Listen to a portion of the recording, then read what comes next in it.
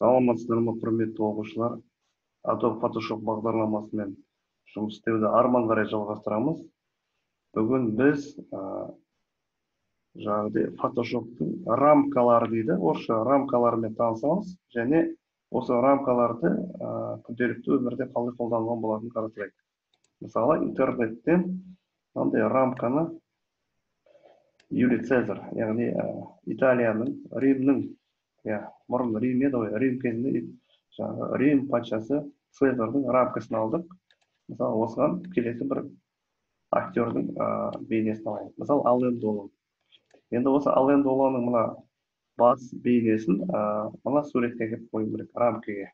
Ол үшін сіздер мына жерде оң жағын бассаңыздар, лассо, полигональный лассо и магнитный лассо деген болады. Оның ішінде магнитный лассо.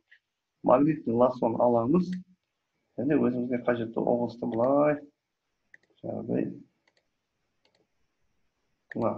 мүмкіндігінше деп осы өзімізге керекті облысты, аумақты мына инструментті қолданып, магнитный лассо деген инструментті қолданып жаңағыдай сөйтіп мына жерде мышканың курсорын аламыз, мына қарап тұрыңыздар, осыны басамыз, және мына жерге әкеліп қоямыз. Менде қарап отырсаңыздар, сурет етіп тұрсаңыздар, қарап отырсаңыздар, мынандай белгішелер пайда болды. Егер сізде осы белгіші жоқ болса, демек сізде мына екеуіне птичка қойылмаған деген тұр. Белгіші жіберіп кетті.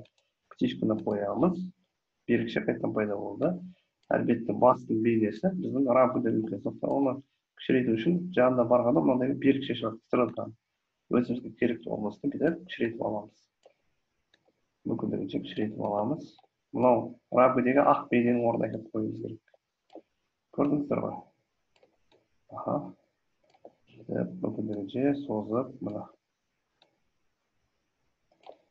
Және біздің патшамыз, Рим патшасы суретімізде.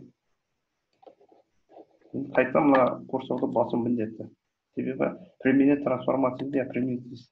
Олай жасамасаңыздар, ол сақталмай қалады. Қарап отырсаңыздар, ешқандай айырмашылық байқамай отырмыз. Сіз өз бейнеңізді әкеліп қойсаңыз болады.